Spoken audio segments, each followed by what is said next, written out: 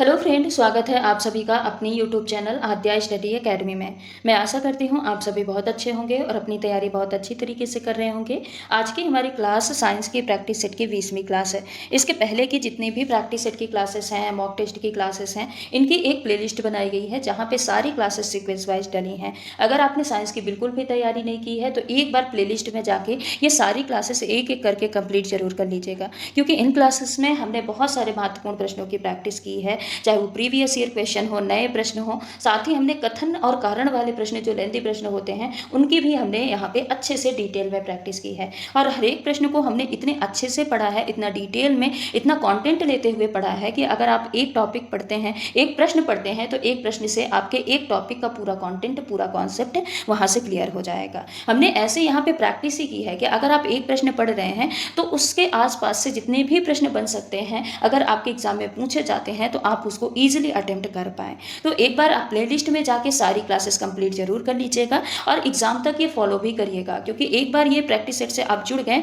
तो आपकी साइंस की बेहतरीन तैयारी हो जाएगी, इसकी गारंटी है। आज भी हम साइंस के कुछ महत्वपूर्ण प्रश्नों की प्रैक्टिस करने वाले हैं, तो आप वीडियो में लास्ट तक जरूर बने रहिएगा। साथ ही आप सभी से रिक्वेस्ट भी है कि अगर आप चैनल पर नए हैं तो चैनल को सब्सक्राइब करके वीडियो को लाइक जरूर कर दीजिएगा। चलिए स्टार्ट करते हैं आज की इस क्लास को और देखते हैं आज का हमारा पहला प्रश्न क्या है।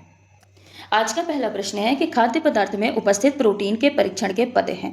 ए है, परख नली में खाद्य पदार्थ की थोड़ी सी मात्रा लेते हैं तथा इसमें 10 बूंद जल की डालते हैं एवं इसको हिलाते हैं। बी है, परीक्षण के लिए खाद्य पदार्थ का चूर्ण या पेस्ट बनाते हैं। सी है, परख नली में 10 बूंद कास्टिक सोडा विलयन मिलाते हैं एवं अच्छी तरीके से हिलाते हैं। डी है, इसमें 2 बूंद कॉपर सल्फेट विलयन मिलाते हैं। निम्न पदों का सही क्रम क्या है? A B D C, B A D C, B A C D या डी बी ए सी। बताइए इस प्रश्न का करेक्ट आंसर यहाँ पे क्या होगा। देखिए एनसीईआरटी में जो एक्टिविटी दी रहती है वहां से भी प्रश्न बहुत बनते हैं आपके सीटेट के एग्जाम में। तो ये क्या है, जो फूड वाला चैप्टर है ना हमारा, पोषण वाला, वहां पे वसा का परीक्षण की पूरी एक्टिविटी दी है, प्रोटीन के परीक्षण कैसे करते हैं इसकी पूरी एक्टिविटी दी है, और ये प्रश्न आते भी हैं आपके एग्जाम में, इसलिए आज हम इन प्रश्नों की भी प्रैक्टिस कर रहे हैं। अब देखिए प्रोटीन परीक्षण की क्या यहाँ पे सीक्वेंस क्या होता है। तो अगर हमको किसी खाद्य पदार्थ में प्रोटीन की उपस्थिति का पता लगाना है तो सबसे पहले हम क्या करेंगे, वो खाद्य पदार्थ अगर सॉलिड स्टेट में है तो उसको हम पाउडर या एक पेस्ट के रूप में तैयार करेंगे। तो पहला हमारा स्टेप क्या हो जाएगा, ये बी वाला।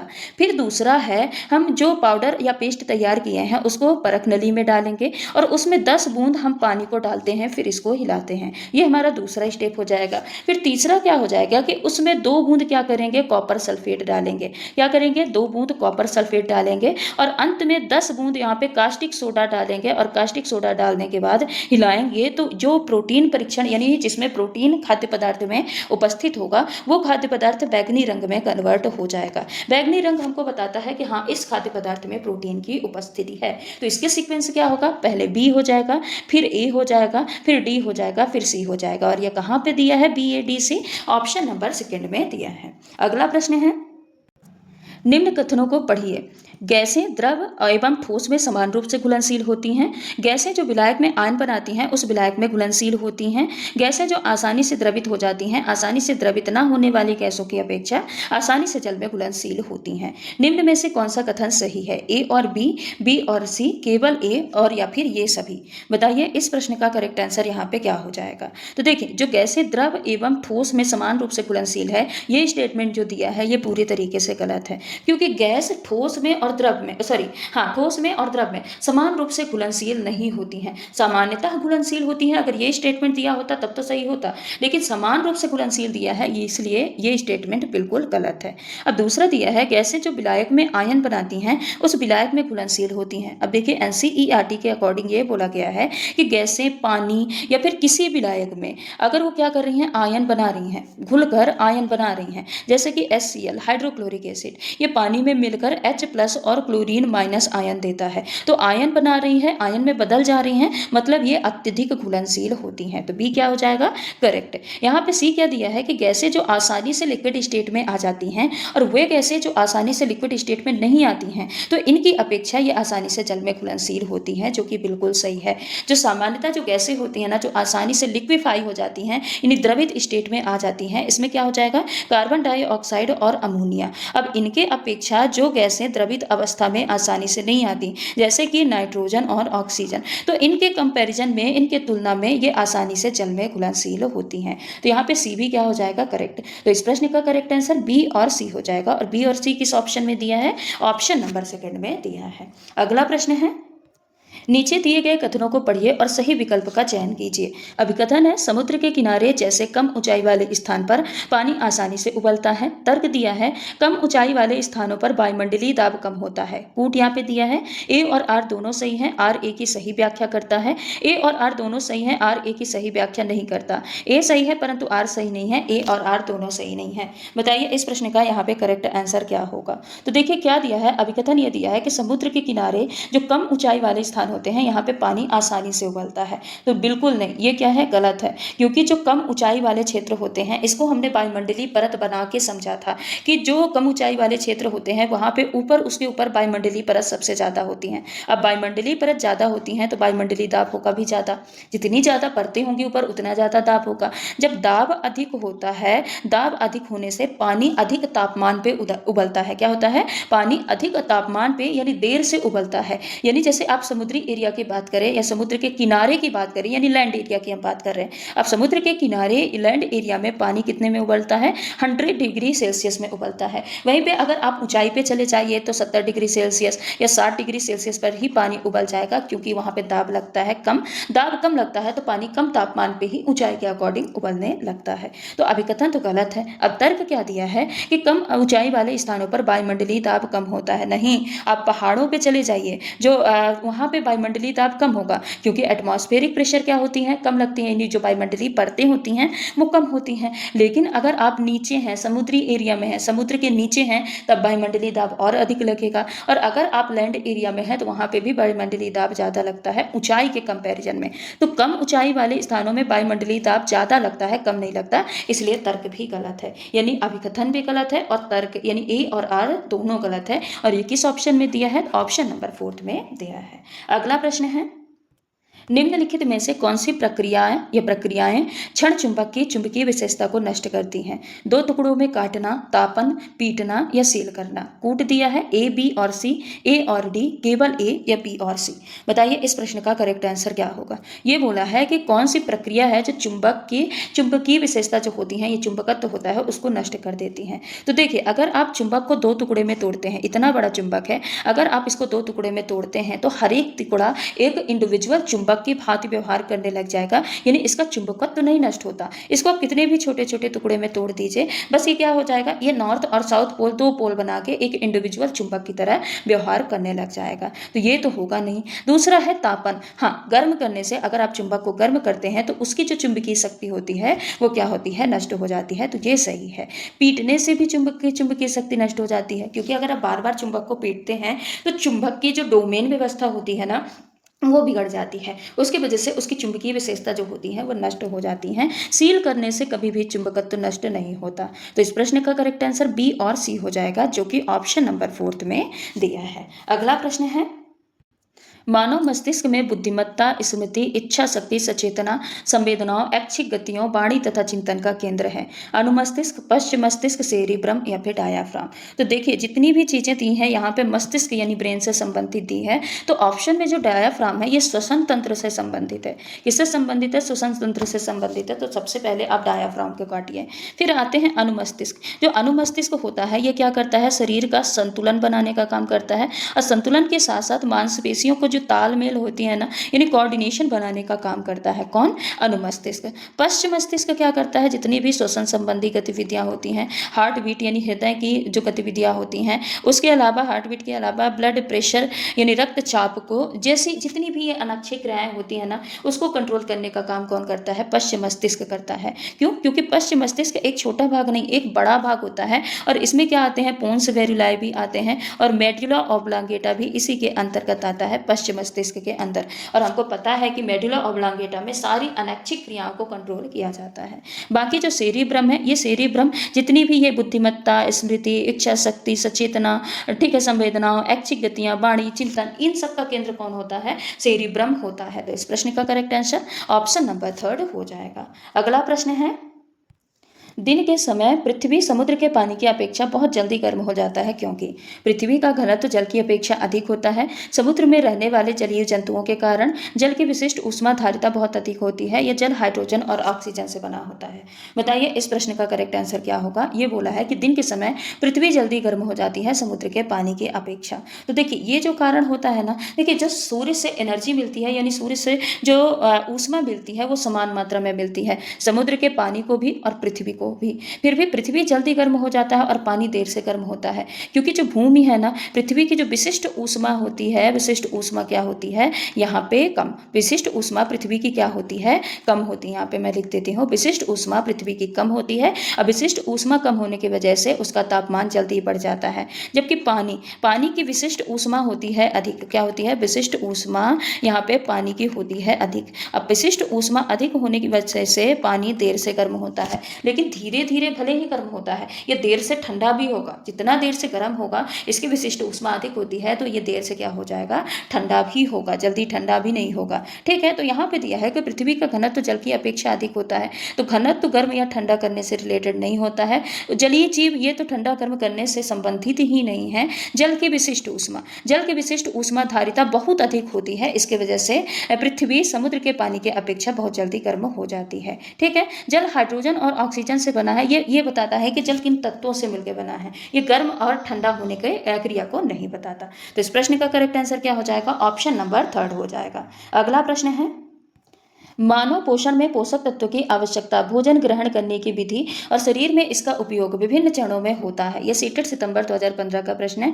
अवशोषण, निष्कासन, स्वांगीकरण, अंतर्ग्रहण, पाचन, इन चरणों को उस क्रम में लगाइए जिस क्रम में शरीर में पाचन होता है। कुल मिला के आपको बताना है कि मानव शरीर में जो पाचन होता है वो पाचन किस क्रम में होता है। तो चलिए देखते हैं। पहले हम क्या करते हैं, भोजन को खाते हैं और खाना किस में आ जाएगा, अंतःग्रहण या इंजेशन में आ जाएगा। यानी भोजन को सबसे पहले हम खाते हैं, शरीर के अंदर लेते हैं। अब जब शरीर के अंदर ये भोजन जाएगा तो छोटे छोटे टुकड़े में टूटेगा कि नहीं होगा, क्या होगा, छोटे छोटे टुकड़ों में टूट जाएगा। यानी भोजन का हो जाएगा पाचन, सरल पोषक पदार्थों में ये टूट जाएगा। अब पाचन होने के बाद क्या होगा, इसका अवशोषण होगा। यानी ये जो छोटे छोटे टुकड़ों से जितने भी पोषक तत्व हैं ये कहाँ पे जाएंगे, ये रक्त में ये अवशोषित हो जाएंगे। क्या हो जाएंगे, रक्त में अवशोषित हो जाएंगे। ये रक्त में अवशोषण इनका हो जाएगा। अब अवशोषण के बाद इनका उपयोग किया जाएगा। यानी शरीर की जो कोशिकाएं होती हैं ये क्या करेंगे, इन पोषक तत्वों का कोशिकाएं क्या करेंगे, उपयोग करेंगे। तो कोशिकाएं पोषक तत्व का यूज करेंगी यानी स्वांगीकरण करेंगी यानी एसिमिलेट करेंगी। उसके बाद फिर क्या हो जाएगा, जितने भी वेस्ट पदार्थ होते हैं, अपचित भोजन होते हैं,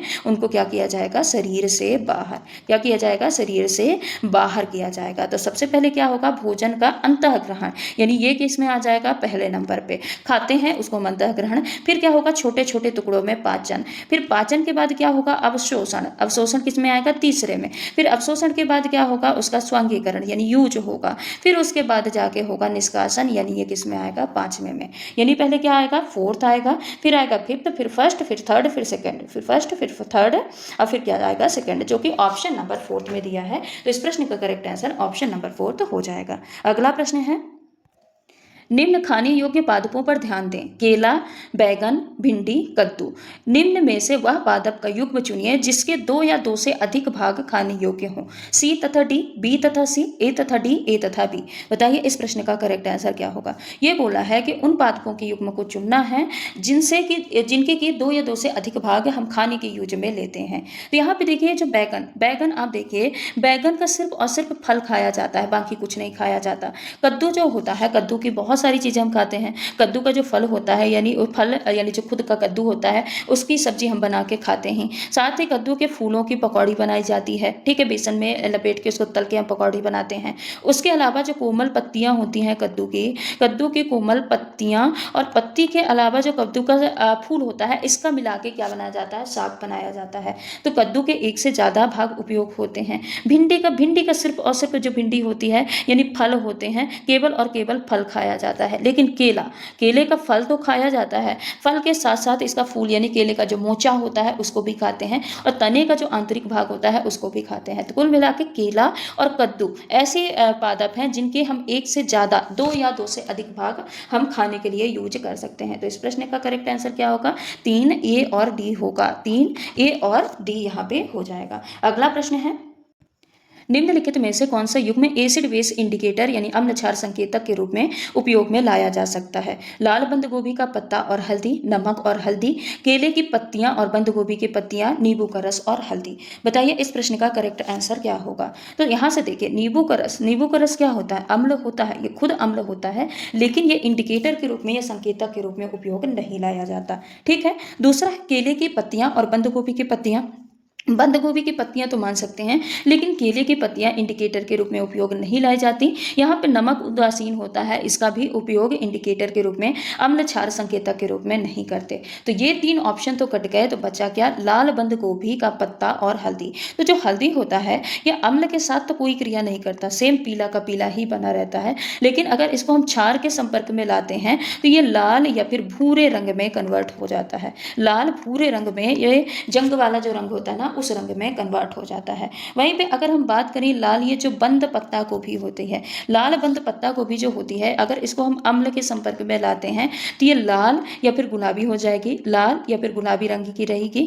उसके अलावा अगर हम इसका उदासीन यानी जिसका pH 7 है उसके संपर्क में लाते हैं तो ये बैगनी कलर की हो जाती है। और उसके अलावा अगर हम इसको क्षारीय वस्तु के संपर्क में लाते हैं, कैसे? क्षार के संपर्क में लाते हैं तो ये नीले हरे में कन्वर्ट हो जाएगी। किसमें? नीले हरे रंग में कन्वर्ट हो जाएगी। तो ये क्या है? लाल बंद गोभी और हल्दी का अम्ल क्षार के साथ रंग परिवर्तन, और रंग परिवर्तन ही क्या कहलाता है? संकेतक या इंडिकेटर के रूप में यूज किया जाता है। ठीक है। तो इस प्रश्न का correct answer option number first है। अगला प्रश्न है, कोशिकाओं से संबंधित निम्नलिखित पदों पर विचार कीजिए। ये सीटेड फरवरी 2015 का प्रश्न है। क्रोमोसोम, गुणसूत्र, जीन, न्यूक्लियोलस यानी केंद्रिका या फिर राइबोसोम। इनमें से किसी कोशिका के केंद्रक के भाग हैं। इनमें से कौन कौन से हैं जो कि कोशिका के केंद्रक के भाग होते हैं? सी और डी, बी और सी, ए बी और सी या फिर ए और सी। बताइए इस प्रश्न का करेक्ट आंसर क्या होगा? तो देखिए, जो गुणसूत्र यानी क्रोमोसोम होते हैं ये कहाँ पे पाए जाते हैं? ये केंद्रक में पाए जाते हैं, और केंद्रक में पाए जाते हैं इसीलिए ये क्या होते हैं?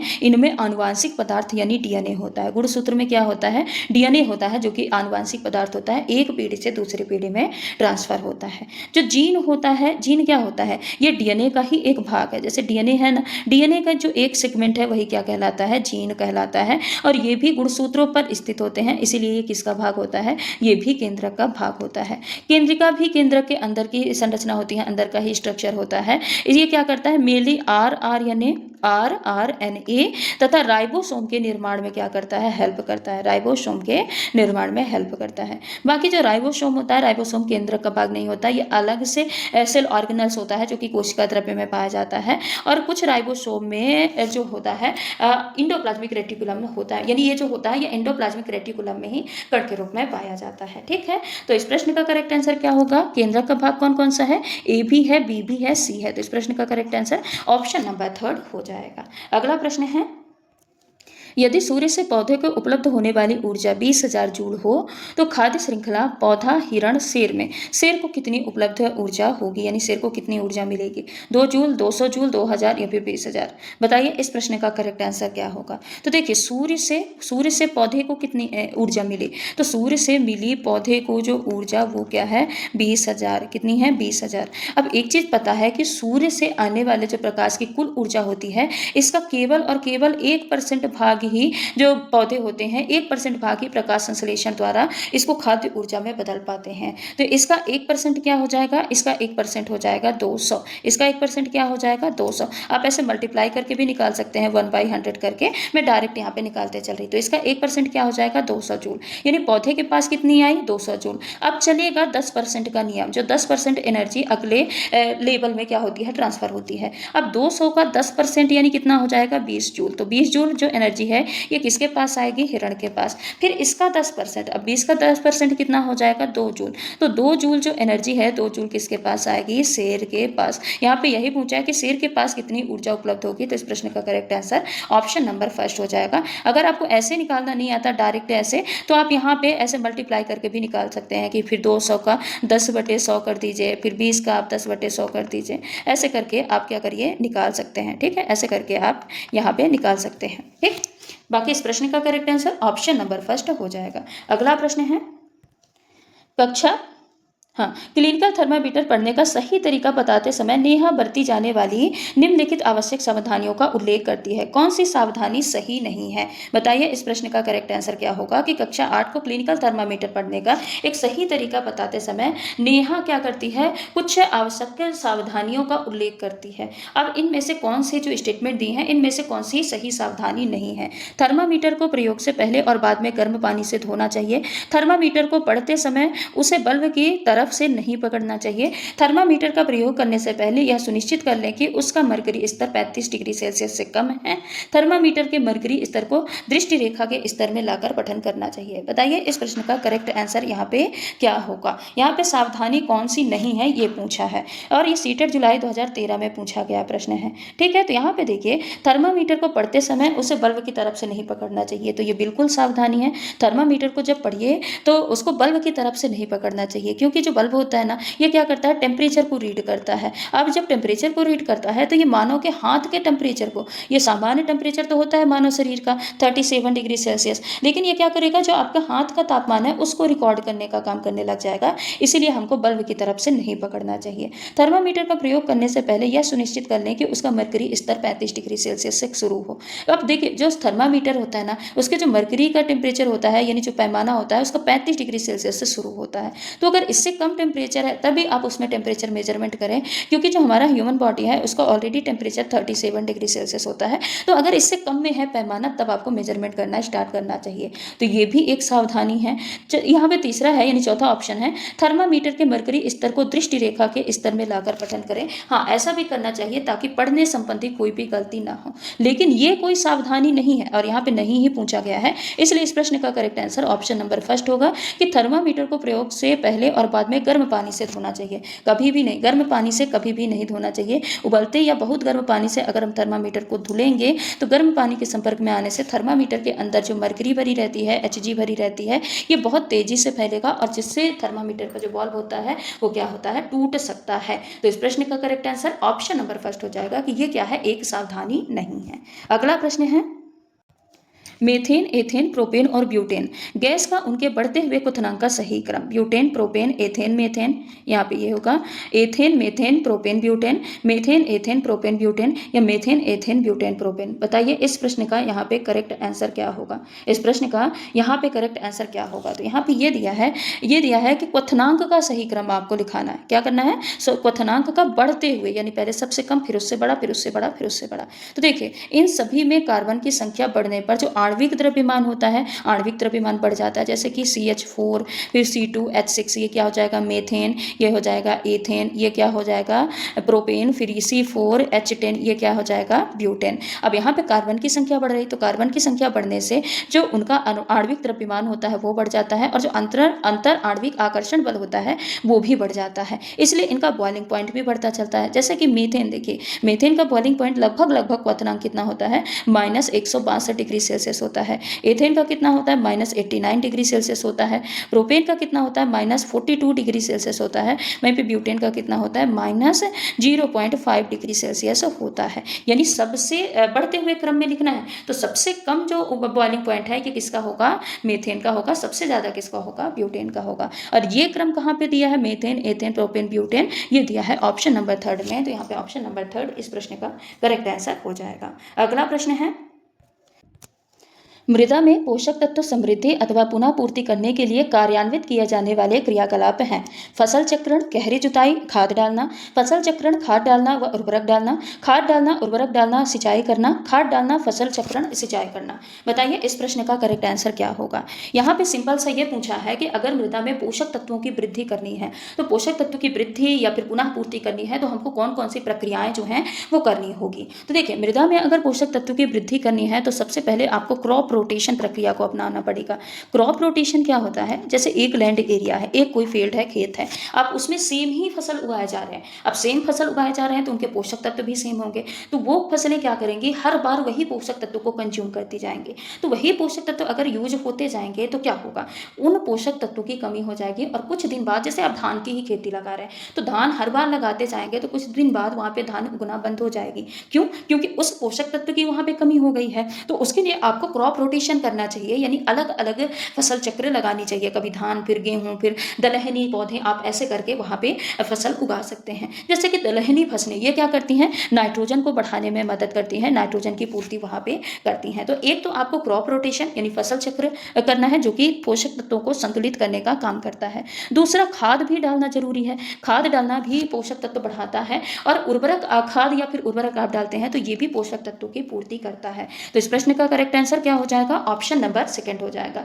बाकी जो गहरी जुताई है, जुताई क्या होता है, जुताई करने से ये मिट्टी को बेसिकली ढीला करने का काम होता है। ये क्या करता है, मिट्टी जैसे टाइट है, भुरभुरी नहीं है, तो ये मिट्टी को ढीला करता है या फुरफुरा बनाने का काम करता है, ये पोषक तत्व को नहीं बढ़ाता है। सिंचाई भी मिट्टी को जल देगा, उसको गीला करने का काम करेगा ताकि उसमें अच्छी जुताई हो सके, बाकी ये पोषक तत्व को बढ़ाने का काम नहीं करता। तो इस प्रश्न का correct answer option number second हो जाएगा। अगला प्रश्न है, निम्नलिखित में से कौन सी सतह सबसे अच्छी परावर्तक होगी, सफेद रंग की चमकीली सतह, सफेद रंग की खुरदरी सतह, हल्के रंग की चमकीली सतह, हल्के रंग की खुरदरी सतह। बताइए इस प्रश्न का यहाँ पे करेक्ट आंसर क्या होगा। यहाँ पे बोला है सबसे अच्छी परावर्तक, तो सबसे अच्छी सतह को परावर्तित यानी सबसे अच्छी परावर्तक होने के लिए सतह के दो ही गुण होने चाहिए, एक चमकीली सतह, चमकीली यानी चिकनी चमकीली सतह होनी चाहिए, क्या होनी चाहिए, चमकीली सतह होनी चाहिए, और दूसरा क्या होनी चाहिए, सफेद रंग की, क्योंकि जो सफेद रंग होता है ना, सफेद रंग प्रकाश की अधिकांश तरंग दैर्घ्य को परावर्तित करने का काम करता है। तो चमकीली सतह, अगर चमकीली और चिकनी सतह होगी तो यहाँ पे नियमित परावर्तन होगा। कैसा परावर्तन होगा, यहाँ पे नियमित परावर्तन होगा। बाकी नियमित परावर्तन और अनियमित परावर्तन हमने दर्पण वाले टॉपिक में पढ़ा है, तो यहाँ पे क्या होगा, नियमित परावर्तन होगा, यानी परावर्तित किरणें जैसे आएंगी उसी डायरेक्शन में यह वापस जाएंगी। ठीक है, और सफेद रंग तो पता ही है, ये प्रकाश के अधिकांश तरंग दैर्घ्य को परावर्तित करता है, इसलिए अगर सफेद रंग की और चमकीली सतह है तो ये सबसे अच्छी परावर्तक सतह होगी। बाकी सफेद रंग तो ठीक है, खुरदुरी सतह है तो ये नियमित परावर्तन नहीं करेगी, अनियमित परावर्तन करेगी। ठीक है, यहाँ पे हल्के रंग नहीं, हल्के रंग से बेस्ट होता है, सबसे बेस्ट सफेद रंग, इसीलिए इस प्रश्न का correct answer option number first हो जाएगा। अगला प्रश्न है, निम्नलिखित में से जीवाणुओं द्वारा फैलाए जाने वाले रोगों का समूह चुनिए। सीटेट फरवरी 2016 का प्रश्न है। मलेरिया, पोलियो और मियादी बुखार यानी टाइफाइड, छोटी माता, तनिका शोध यानी मेनिंजाइटिस और तपेदिक, तपेदिक को क्या बोलते हैं, ट्यूबरकुलोसिस या टीबी बोलते हैं, तपेदिक, न्यूमोनिया या मियादी बुखार, छोटी माता, इन्फ्लुएंजा और पोलियो। बताइए इस प्रश्न का करेक्ट आंसर क्या होगा। बोला है कि जीवाणुओं द्वारा फैलाए जाने वाले रोग का सही समूह चुनना है। तो देखिए जो मलेरिया होता है, मलेरिया किसके कारण होता है, प्रोटोजोआ के कारण होता है, किसके कारण होता है, प्रोटोजोआ के कारण होता है, इसीलिए ये ऑप्शन तो सबसे पहले कट गया, क्योंकि पोलियो वायरस के कारण होता है, मलेरिया प्रोटोजोआ के कारण, सिर्फ टाइफाइड है जो जीवाणु के कारण होता है। उसके अलावा जो छोटी माता, स्मॉल पॉक्स, चिकन पॉक्स, ये वायरस के कारण होते हैं, वेरिएला जोस्टर, वेरिसेला जोस्टर और वेरियोला जोस्टर हमने वहाँ पे पढ़ा था। तो ये क्या होते हैं, ये वायरस के कारण होने वाले रोग हैं, किसके कारण, वायरस के कारण होने वाले रोग हैं। बाकी तनिका शोध या मेनिंजाइटिस, ये भी किसके कारण, ये कई कारणों से हो सकती है। जो मेनिंजाइटिस है ये ब्रेन संबंधी बीमारी है, ये कई कारणों के वजह से हो सकती है, जरूरी नहीं कि केवल जीवाणु के वजह से हो, टीबी जीवाणु के वजह से होती है। अब यहाँ पे एक वायरस के कारण हो गया, इसलिए ये भी क्या हो जाएगा, गलत। अब यहाँ पे तीसरा, आप देखिए तीसरा यहाँ पे क्या दिया है, टाइफाइड, तपेदिक यानी ट्यूबरकुलोसिस। तो ट्यूबरकुलोसिस भी किसके कारण होता है, ये टीबी होता है माइकोबैक्टीरियम ट्यूबरकुलोसिस से।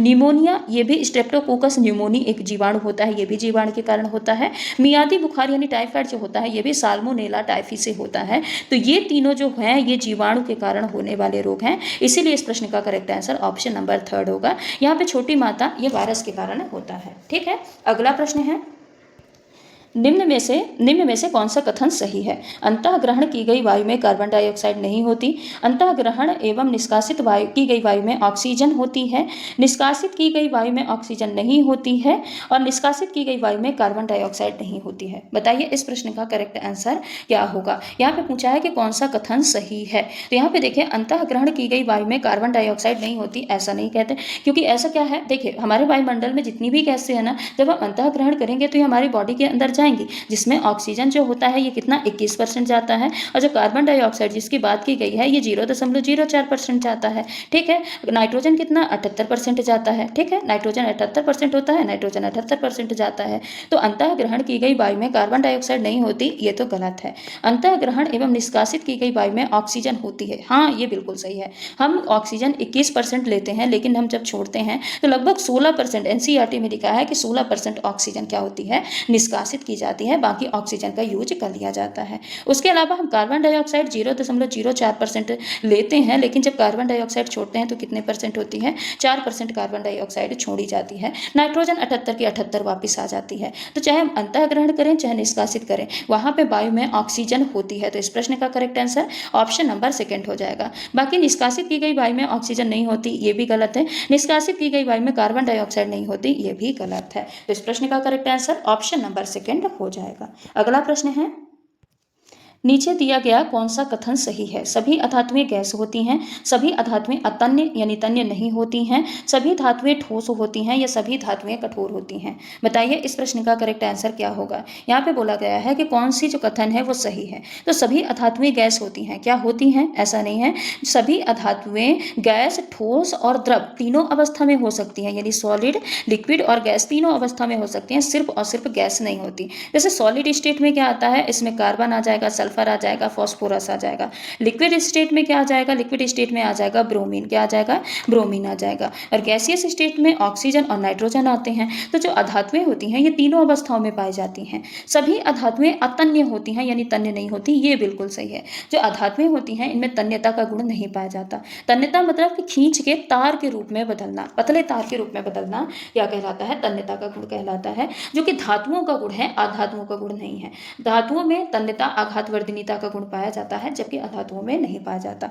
सभी धातुएं ठोस होती हैं, बताइए ये क्या सही है? ये भी सही नहीं है। अभी हमने देखा है सभी धातुएं कठोर होती हैं, ये भी नहीं है। कुछ धातुएं बहुत मुलायम होती हैं, सोडियम और पोटेशियम, जिनको कि हम चाकू से काट सकते हैं। ठीक है, तो इस प्रश्न का करेक्ट आंसर क्या हो जाएगा? ऑप्शन नंबर सेकेंड हो जाएगा। अगला प्रश्न है, निम्नलिखित में से सबसे अधिक विशिष्ट ऊष्मा किसकी होती है? जल की होती है, मिट्टी के तेल की होती है, अल्कोहल की होती है या फिर तांबा की होती है? सबसे अधिक जो विशिष्ट ऊष्मा होती है वो किसकी होती है? तो विशिष्ट ऊष्मा या स्पेसिफिक हीट कैपेसिटी क्या होती है? इसका मतलब है कि कोई पदार्थ है, किसी पदार्थ के 1 kg तापमान को, 1 kg किसी पदार्थ के 1 kg यानी कोई 1 kg पदार्थ है, इसके तापमान को 1 डिग्री सेल्सियस बढ़ाने के लिए जो ऊष्मा आवश्यक होती है, यानी जिस ऊष्मा की जरूरत होती है, उसको हम क्या बोलते हैं? विशिष्ट ऊष्मा बोलते हैं। ठीक है, इसको हम क्या बोलते हैं? विशिष्ट ऊष्मा बोलते हैं। डेल्टा टी बराबर Q अपॉन MC, ये क्या होता है? फॉर्मूला लगता है। अब यहाँ पे जो जल देखिए, जल का कितना होता है विशिष्ट ऊष्मा? इसकी होती है लगभग 4200 जूल किलोग्राम